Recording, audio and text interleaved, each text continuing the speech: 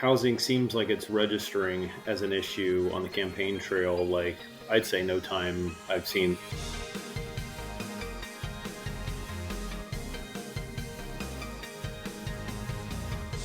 Hello, everyone. Welcome back to Housing Insiders, the podcast for founders, builders, lenders, and regulators, and anyone and everyone who believes that everyone should be well-housed. I'm Jonathan Lawless. And I'm Jeremy Potter. On Housing Insiders, we're hosting the conversations you won't hear anywhere else about how to make housing more innovative and more attainable for everyone. Part of my focus is on the fact that we need to build more housing in America. I will also sign an executive order directing the immediate termination of every single unnecessary rule that is impeding housing construction and driving up the costs of housing.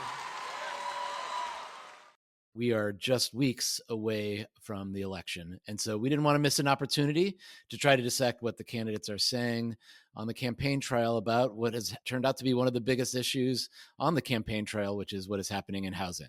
That's right. We made the promise to pull back the curtain and try to get at what's real. What are the facts? What are the empty promises? So today we invited Jeb Mason, a partner at Mindset DC, a bipartisan public policy consultancy. Jeb is the perfect person for this conversation because he had a front row seat for the housing crisis back in 2008 when he served at the U.S. Treasury Department under Secretary Hank Paulson. And I know that informed a lot of what we're going to talk about because there are lasting results of that. And obviously what we really want to talk about is what's going on right now. What can you expect? And we're going to get into that with Jeb. Thanks so much for being here, Jeb. Yeah, awesome. Glad to be here, guys.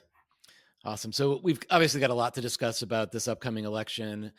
We are a long ways away from the financial crisis that really got you into the world of housing. So let's just start by kind of talking about what each candidate's position is on housing, maybe disentangle what aspects are kind of really an executive branch action that they can take on their own, maybe what would require new legislation or funding. And let's start with the Harris camp. And so we are going to cut red tape and work with the private sector to build 3 million new homes by the end of my first term.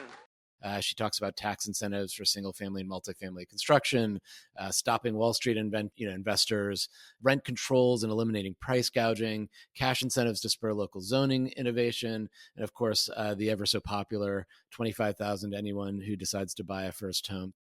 It is part of my perspective that let's just do the work of giving first-time home buyers a $25,000 down payment assistance. Let them get their foot in the door. Let's just get started with one of her kind of first promises, which a lot of these sort of blend to focus on, which is building 3 million homes by the end of her first term, which would be remarkable. Jeb, talk about how she's proposing to accomplish that with these various initiatives she's talked about, and do you think that's realistic? You're right. I mean, housing seems like it's registering as an issue on the campaign trail like I'd say no time I've seen since at least the global financial crisis, which of course had a lot of its roots in housing and the subprime bubble. I think I saw a poll somewhere along the way in the last 6 months that suggested the majority of Americans would welcome a recession even if it meant relief on housing prices, which I think is really remarkable. It's perhaps not surprising that neither candidate is really talking about a deliberate reversal of sort of the monetary and fiscal stimulus that I would argue got us into and exacerbated this housing affordability crisis. It's perhaps part and parcel with a sort of more populist campaign and the more populist drift of both parties that, their answers are something else. And in the Harris case, I think it is a mix of, both demand side stimulus and supply side stimulus, let's say, along with I think, very responsible recognition that, a lot of the impediments to building new homes comes at the local and state level, but especially the local level. And so there is a nod to working deliberately with state and local governments to reduce barriers to development if we're going to actually meet the demand shortage that we have out there for housing. Yeah, and that's this $40 billion fund. Like just to be clear, how she's proposing to change state and local feelings on housing is sort of to provide a carrot, if you will. Yeah, provide a carrot, and I think it's not explicitly mentioned. I think in her campaign materials, but it's not inconceivable you could mix carrots and sticks together. But I think it's probably deliberate that they're taking more of a carrot approach at tying federal support, for localities who want to break down barriers and invite more high density development, for instance. And others have proposed adding sticks to that mix, and that you could tie existing housing funding streams, not just new money, to at least localities reporting on what they're doing to enhance density and reform zoning rules. Can you talk a little bit about density as you just brought it up? Because it seems to be we always end up in the same cycle where we can't decide if we want to build single family homes or higher density. And then the higher density triggers the not in my backyard versus yes in my backyard. And we throw up our hands and we walk away to the next cycle. Yeah, I mean, it's sort of embedded in the name, NIMBYism, right? I mean, I think a lot of people are for higher density in theory, and then have second thoughts when it comes to their own neighborhoods, and it's not just, I think, the perception that you're building higher density. It's the perception that, in some communities that with a higher degree of rentership comes more transience and less sort of, commitment or integration with the community long term. There's probably some legitimacy to those concerns, right? But I'm encouraged that I think both sides of the political spectrum seem to recognize now that this is an issue. And I'm also encouraged that we probably have better data than we've ever had before.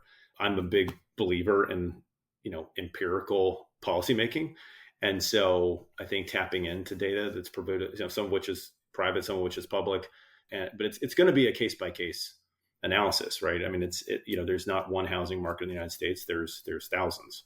And I think what often happens is people kind of shrug their shoulders and decide that this is not a federal issue. But the president, whomever it might be after November, has a lot of convening power and has the power of the microphone. As I watch you guys also lever the power of the microphone. So it takes leadership, and somebody's going to have to step up. And it's not just one thing. There's no silver bullet. I mean, zoning reform is not going to solve this challenge. I mean, right. And so I think what also requires, and I would say, I'm encouraged by aspects of what the Harris campaign has proposed in terms of they seem to really recognize that you've got to boost supply and that you can't just push on the demand side. That's a mistake. And so I think there's actually been a healthy recognition during the Biden years, and there's some healthy recognition evident in the Harris plan that they know you've got to solve the supply problem before you go pushing too hard on the demand side. That said, I think political leaders who have to get elected are going to be tempted towards the demand stuff because there are more levers and dials at the federal level to that, and that's something to watch. I think there's also a little bit of a disconnect in some of the Harris plan in the sense that part and parcel with this sort of rising populism on the right and the left, there's, seems to be a heavy dose of criticism of private capital. Well, you're not going to solve the housing supply problem without attracting private capital. That's got to be the name of the game. What's the message to those who have capital that are ready and willing to deploy it in support of building new supply and putting new sticks in the ground? Is it, hey, we want you to be part of the solution, or is it, we want you to be a part of the solution until we don't, and then we're going to criticize you ad nauseum for being rapacious capitalists? I think some balance is would be welcomed, and I don't think that's probably unique to the Harris camp. So I don't want that to sound like a partisan comment. No, I think that's the right question, because one of the things that's been confounding to me has been when you think of traditional supply and demand, we've never had more demand. And to your point, now we're putting more and more programs into demand, and yet the supply side is constrained, restrained around the type of housing in the places we need it. So I do think this is an area where it's frozen in some sort of tension that either the bully pulpit or the carrot or the stick do have to be leveraged, because we have seen unprecedented demand, and yet supply, those builders haven't really responded in the places we want or need them to, in the ways we want or need them to. And that's remained true now for a while. Yeah. In the Harris camp, though, I mean, Jeb, you made the point you need the private market to get involved, and I think she recognizes that. I will say that certainly government spending is the thing that's common between both platforms. There's just more money being spent, and $40 billion going to zoning reform, $25,000 first-time homebuyer credit. We all know that's never going to happen, but still, even as a proposal, certainly pushes on the demand side too much. But I think in terms of engaging the private market, the proposals that I see, well, the one that pushes against the private market is obviously rent caps and rent limitations, and against rent, price gouging or whatnot. And who knows how that gets implemented? And that certainly is unfriendly if you're a multifamily private builder or developer. But the favorable thing seems to happen on the tax side, which is an expansion of LIHTC and potentially an application of a LIHTC-like structure for single family home developers. If you were to build a home that gets sold to a low to moderate income buyer, you won't have to pay taxes on the development costs or whatever that might be. Again, curious to get your thoughts on that sort of tax side incentive on construction. And I guess that really just leads to the battle royale of taxes that's coming up, and God knows what's happening there. But anyway, what are your thoughts on those? Yeah, look, I think a big part of what you can do at a federal level and from a federal policy standpoint to influence the supply side will come probably through the tax code. You already mentioned LIHTC or a LIHTC-like structure for the single family side. The other thing that we have going on next year that you alluded to is some people, the tax nerds in Washington are calling the Super Bowl of taxes. I mean, there is a, once a decade or so certainty that we will have a major tax bill next year, no matter who is president and no matter who wins either chamber of Congress. There will be a vehicle and there will be an automatic discussion around the various tax policies. From a housing stakeholder standpoint, there'll be some defense as well as some offense. And I think if Harris were elected, her proposal for a first-time homebuyer, down payment assistance, would be part of that. You could also see other things work their way into that equation, including various other tax incentives for home builders. There are a variety of different ideas percolating Capitol Hill right now around that. There'll be some defense too. I mean, there'll be questions around the personal exemption, the mortgage interest deduction, mortgage insurance deductibility, which is expired. Housing will be I think a major feature in that tax bill for sure. So one of the things that I kind of want to zoom out a little bit as we start to think about the Trump side and the other side of this race as well. Let's pause for a second where there's overlap.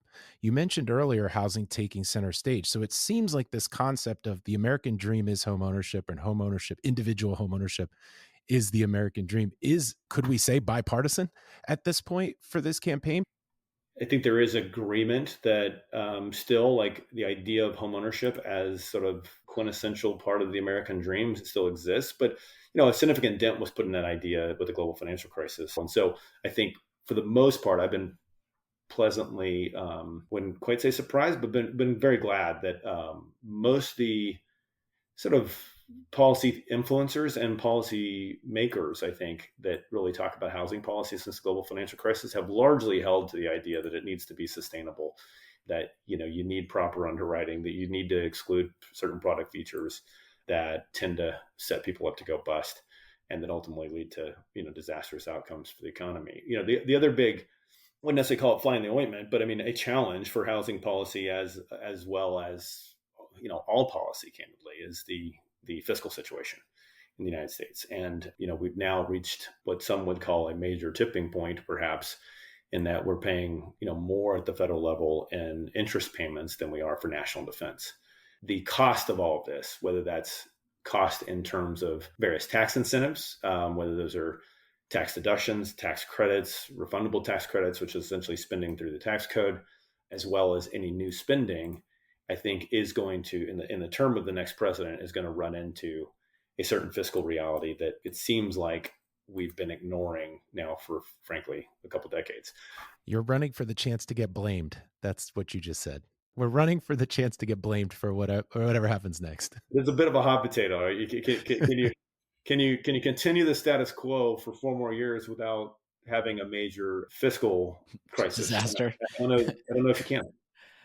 I mean, status quo would be ideal. I mean, at this point, I think the rough increase to the deficit from the two candidates is between $3 and $8 trillion. I don't know what we're choosing between, really, but I think spending is the one thing that we can say both parties definitely agree on. Well, pivoting to the Trump campaign, there's kind of really two sources to look at. I mean, outside of what you sort of hear them say on the campaign trail, you've got what he's published on his policy positions on the Trump website, which really focuses on four things: reducing rates, opening up federal lands, tax incentives of some kind, and cutting regulations, I think is what you'd sort of find, at least in print there. There have been a couple of other things that have come up. One that's obviously notable is J.D. Vance saying during the vice presidential debate that immigration is the driving problem of housing and that mass deportation in some ways is the solution to that. But anyway, what am I missing on the Trump side? Which of those do you think is most top of mind? Are there things that aren't being articulated that a Trump candidacy really is about? Well, look, I mean, we know that immigration is a marquee issue for the Trump candidacy. It probably does more to animate, why he is still, in my view, and why he is still in contention to be president a second time. So I think, there's a substantial portion of the country who, feels like there is an immigration problem that needs to be addressed. And there's also a large contingent that is very uncomfortable with the demagoguery around immigration for a bunch of reasons. In fairness to the Trump camp, I mean, we have added roughly the population of Arizona to the country in the last 4 years. I mean, that's going to have an effect, of course, on housing prices. It's going to be, local markets more than it is maybe national, but that's not a trivial demand surge. But there are a lot of the things that drove that demand too, right? And we talked about excessive, in my view, fiscal and monetary stimulus as well, that some of which was understandable in the immediate aftermath of the pandemic and the response to the pandemic, but there was, it was obvious enough, in my view, by mid 2021 that we may have overshot, and it was time to dial it back. My plan will rapidly defeat inflation, quickly bring down prices, and reignite explosive economic growth. He's spoken at the Economic Club of New York back on September 5th and delivered what was probably maybe his most obvious economic speech. Let's say, talked about the importance of taming inflation. Now, I don't know that can completely be squared with his positions on fiscal policy and trade policy, candidly. But at least, there's a recognition that inflation impacts affordability, and we probably need to get it back under control. And we will open up portions of federal land for large-scale housing construction. These zones will be ultra-low tax and ultra-low regulation. It seems a little bit fanciful just because you got to build housing where the jobs are and where people want to live. And in every case, that's not going to be a solution. But it's, it's an interesting think tanky like idea to consider whether it could work in certain circumstances. I mean, the opening up federal lands one is interesting. And it actually seemed that at some point that was a bipartisan sort of thinking, which is if the federal government owns land and we need land to build, why don't we use that land? I mean, of course, yes, you do need jobs there. But I think Trump very early on said something about building 20 new freedom cities. I hadn't heard that level of detail that you just shared, Jeb. So that's kind of interesting, this idea of creating new zones. And obviously, I hope they happen in Ohio and or Michigan. But in any case, the other topic, and I fucking hate bringing this one up, but obviously it's been a part of what the Trump campaign, not the campaign itself, but has been talked about with regards to a Trump administration is GSE privatization. Can you spare us having this conversation? Tell us it's just not going to happen, or do we have to actually think about some boring conversations about privatizing? What do you mean boring? I think that I'm a little bit of a GSE reform geek, or at least have that reputation, rightly or wrongly. Look, I've believed for some time, the next time we have a Republican president, and certainly if that Republican president is Trump, that we will be talking about GSE reform in a major way. And I recognize and feel how much, I would say, fatigue there is, GSE reform fatigue there is after, for a long time, it was seen as the great unfinished work of the post-global financial crisis, regulatory response. I think it's still seen that way by some people. There was a couple of really honest, runs made at doing sort of comprehensive housing finance reform back in the 2014, and maybe an attempt to restart that around 2016. But I think ultimately policymakers on both sides of the aisle concluded that there's very little political upside to talking further about GSE reform, and that it's difficult to have a conversation around GSE reform where you don't end up in like a constant negotiation between various interests over, because the GSEs have such influence over, the housing market, which is the fifth of the economy, I'd say. So it's understandable that there's fatigue, but but I think the Trump team will come in with a view that, first of all, they're, post Collins, the case where the Supreme Court decided that the structure of the FHFA, which is the overseer for Fannie and Freddie, is unconstitutional unless the director can be removed without cause, and which was the remedy they proposed or imposed, I should say. In that case, now the Trump team, unlike the first Trump term, has the chance to replace FHFA director, early in their term, if not day one. I think it'll be in the first few months. That's not necessarily a commentary on the job Sandra's been doing, which I think has been pretty solid for the most part. But there is a undoubtable perception shift that's happened within the Republican Party, I think, which I think is understandable, that in a post-Collins environment, and also because of the release of certain things like the equitable housing finance plans, that from their perspective, it sure appears as though FHFA has, under the Biden administration, adopted at least the rhetoric and some of the policy priorities of a Democratic administration. And so from a Republican perspective, this feels like, we're on the verge of a permanent nationalization where you leave these two behemoth financial institutions to become like the permanent playthings of progressive administrations in the future. And so, whereas I think a lot of Republicans on GSE reform back in, 2010, 11, 12, 13, 14, had pretty particular views in some cases about exactly what the structure of the market ought to look like post-conservatorship. I think the shift has happened where most Republicans feel like it's just time to get them out. And other considerations are secondary to that consideration. So I do think Trump administration will make it a priority. I think in nominating someone to FHFA, that person will likely sit before a Senate Banking Committee and say that their statutory obligation is to get them out under existing law, that it's the intention of the administration to get them out. And so we will, fatigue or not, the stakeholder community broadly is going to be thrust back into a pretty fulsome GSE reform discussion. So I've been encouraging clients to, dust off old plans and be sharpening thoughts about, what an ideal outcome looks like from a legislative standpoint, but also recognize that there's a very good chance you're not doing legislation, that it will be done administratively. And so I think it merits more deep thought than maybe it's had to date within the stakeholder community about what an administrative path to exit looks like. Because whether the administration can get it done or not is probably a separate question. There's a lot of steps that would need to be undertaken. It's not as simple as some people like to think, but I think it can be done administratively if there's sufficient will in the administration. And if there's an administration that seems likely to exhibit that will, it's probably a Trump one. So.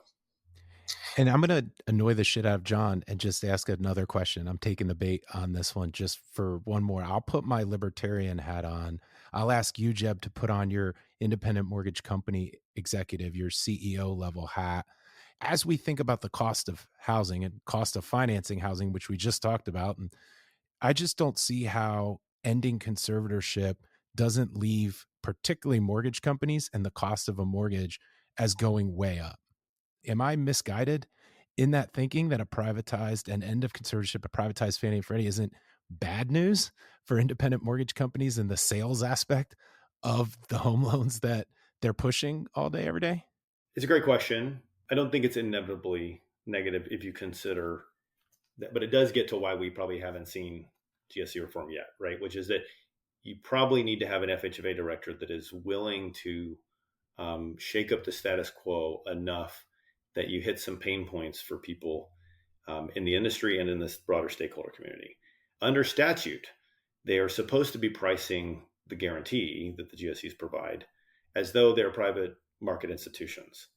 FHFA indicated it wanted to have a more fulsome debate around that this year after it undertook a comprehensive pricing review, because there are more nuances than this, but this super simplify a very complicated topic that led to a lot of confusion on Capitol Hill and elsewhere and in the press. There are two big drivers of what the pricing of the GSEs looks like. One is the enterprise regulatory capital framework the RCF, as we call it in Washington, which was finalized under Calabria in the previous Trump administration, and then tweaked slightly by Sandra Thompson, but not that materially in my view. And then there is what kind of return on equity should the GSEs be targeting? I think that's a really interesting question because it gets to the heart of, well, what are these entities, what would they look like post-conservatorship? And there's a million different versions of that, but in the highly stylized world, there's kind of two. One is, do you want multiple guarantors in a competitive marketplace, hopefully with mechanisms in place that you can afford to let someone that takes excessive risk fail, which is an open question still when it comes to GSEs, and in which case you probably need, ROEs that are not dissimilar from what you need for GSIBs, something like low to mid double digits, right? Whereas, and then I think you'll see a lot of talk around a potential utility model. And I would argue that almost every permutation of GSE reform I've seen is a utility model of some sort. And so there's some clarity around terms that'll be needed. But I think what some people mean is a regulated rate of return type utility, whereby, you might have a lower ROE threshold, and that would feed through to pricing. But Jeremy, I don't know that the pricing is as differential as some people think, and so that is the pricing from where they're pricing today and what it would have to be, post-conservatorship. There are other wrinkles to this, of course. There's like, what's the nature and extent of the government guarantee going forward?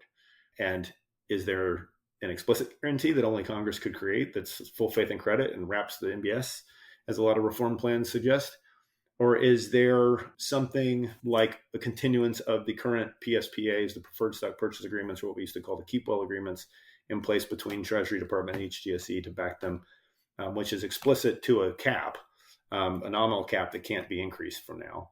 Or do you just go back to a world like I think former Director Calabria suggested you could potentially do, where, I think a lot of people would say, some people would say there's no guarantee. Others would say, well, that's the recipe to have an implicit guarantee, because the presumption will still be that the GSEs remain too big to fail and that the government would have to ride to the rescue in a crisis. So anyway, I'll go down the rabbit hole with you for just 1 second and just editorialize on this topic, which I've spent a lot of time thinking about, which is the reason the debate is tiresome is because there's no fucking new ideas that are being bounced around, right? I mean, it's how do we continue using them as a piggy bank in case one? In case two, how do we take two large private, not really private acting, government guaranteed behemoth of organizations that have no competitors and shove them into a private market? And while we think about doing that, prohibit them from being able to innovate in any possible way, and then think that something good is going to happen, that when you're just kind of shaking up the world, right? Versus, something that might be more creative, like, why don't we invite competition, which is the thing that does drive down price or increase things like innovative ways of measuring income and the like. So, until I see somebody actually bring up an idea that feels a little bit different than the same tired, approaches that we've heard about, it does. And Jeb, you mentioned the capital regime. It's, you're taking a capital regime that looks like banking capital regime and then going to make it so tough and difficult to be in that kind of market. Who's going to want to compete? You got these two behemoths. Sorry, I'm getting on my soapbox a little bit here. It probably means it's a good time for us to take a quick break and come back and maybe talk about a couple of the maybe practical implications of the election and maybe what some of the lenders, innovators, and others should be thinking about. This episode is brought to you by Bilt Rewards. Bilt is a rewards program, just like an airline program, that is centered around your home and neighborhood. But instead of earning miles for flying, Bilt rewards you for paying rent, no matter how you pay. As a member, you can earn points at over 20,000 local restaurants, local merchants, and those points are now the most valuable rewards currency. You can use it to book travel, on Amazon, or even towards a down payment. Bilt is revolutionizing housing. If you want to learn more, email John at lawless@biltrewards.com. Welcome back. Jeb, we have a few more minutes with you, and we wanted to ask some questions about what you wish we would talk about or what you believe could actually work that maybe we haven't. And I'll lead the witness just a bit. In talking to some folks at HUD, there was a sense that factory-built housing might be, manufactured housing, might be an area of bipartisan support, that's a common ground, so to speak, in housing. I'll start there just because that's a topic near and dear to my heart, but I'll let you answer in whatever other topics we haven't touched on. What is some common ground, or what is possible in terms of bipartisan support and practical support going forward? Yeah, it's a great flag, Jeremy. I think if you want to build a lot of houses and you want to do it reasonably quickly, I think factory built housing's got to be a part of the solution. And I'm, like you, kind of gratified that it seems like there is an increasing bipartisan awareness of that. There are a lot of different innovative models out there. Of course, there's the manufactured housing model, and there are adjustments that are being made, have been made, are being made, and could still be made probably to allow manufactured housing to produce more than they're producing now. I think manufactured housing is probably producing 100,000 plus units a year run rate, and that could increase. And I think HUD has shown a willingness to work with them on refining the HUD code, which governs the building code for manufactured housing, to allow for some wider latitude when it comes to designs. These are not like your grandparents' mobile homes anymore, right? And there's some really attractive designs out there. Some people are doing entire manufactured communities. And so, and I'm pretty encouraged that there are policymakers on both sides that, once they've sort of taken a second to look at it, recognize that, okay, there's an opportunity there that's true, not just necessarily in rural areas, but certainly in the rural areas. It makes a huge impact. People get it, but I think even in suburban and maybe some urban environments, it makes sense. And then, of course, there's modular housing of a variety of other stripes too that aren't necessarily subject to the HUD national code for manufactured housing, but can make a big difference. I mean, you've seen people that are basically 3D printing houses now. So it's fascinating, the pace of innovation. There again, I think you've got probably an alphabet soup of regulations that you got to jump through at the local level. Often you need localities that want the supply, that are willing to roll up their sleeves and sort of work with the producers, I think, to figure out how to attract that supply. And you're going to need private capital behind these ideas, right? So you need, I think, not just at the local level, but it doesn't hurt to have at a federal level, some support for the idea of, it doesn't have to just be traditional multifamily or traditional site-built, housing. There are a lot of other models that have emerged, and where, with a little bit of wind at their back, could increase production really substantially. That's optimistic, and I kind of agree. And certainly there have been legislative moves to sort of remove chassis requirements. I think some of those things are really great, and with some support, hopefully can go through. Pivoting to something else, which the big topic, obviously, as you mentioned, is immigration. And I'm curious to get your thoughts on. You said that in the last 3 years, I think you said we've had increased the population by the state of Arizona, which sounds very much like a campaign talking point, which is a very, very well framed one. But look, I mean, 5 million new immigrants in the last 3 years.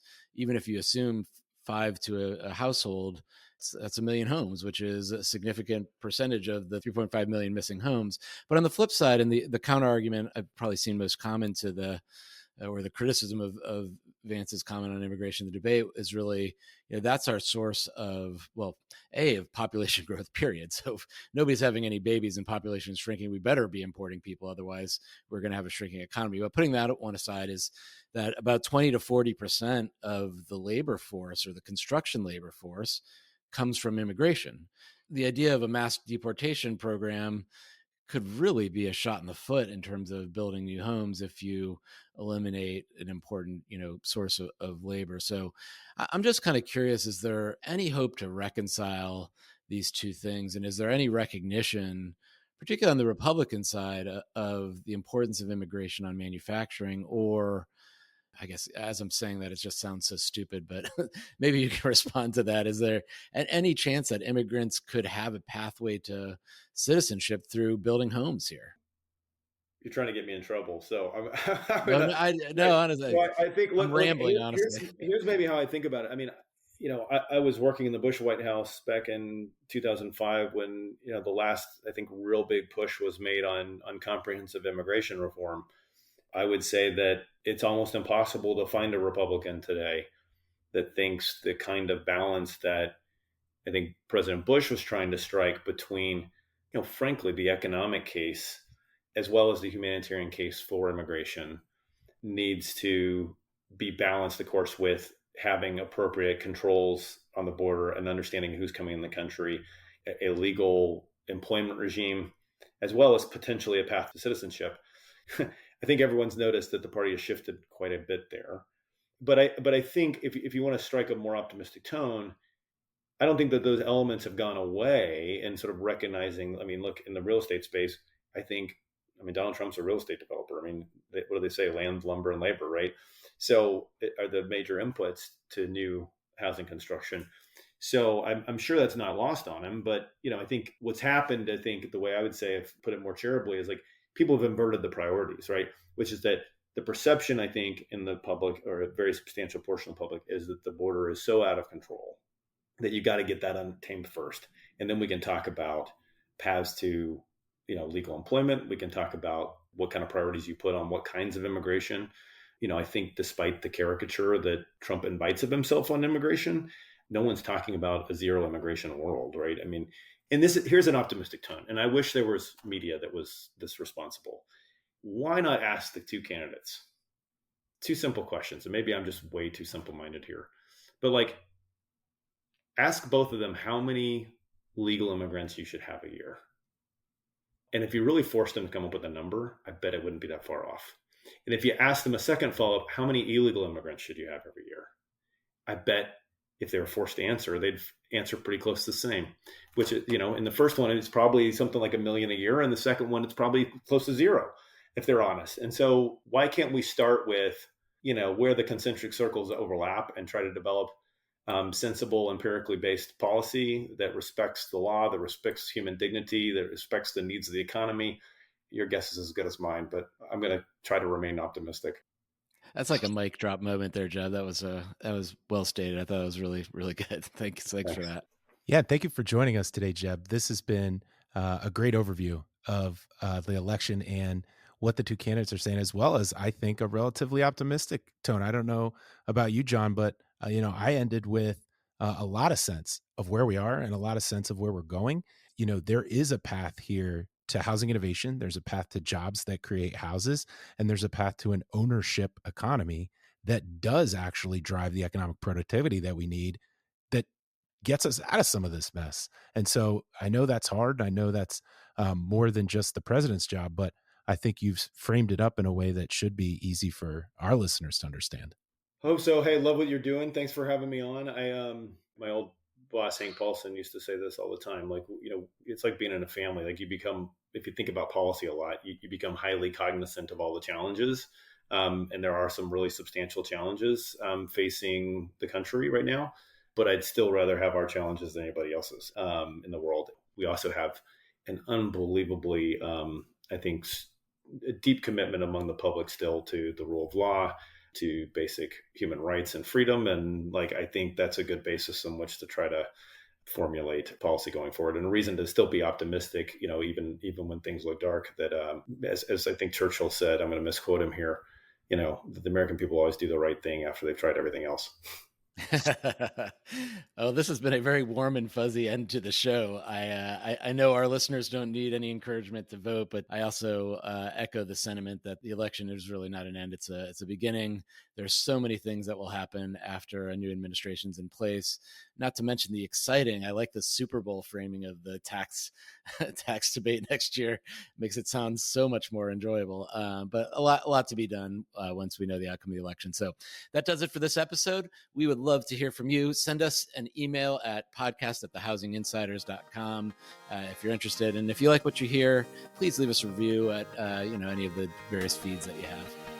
Hit subscribe and follow us on all your feeds so you get the next episode of Housing Insiders.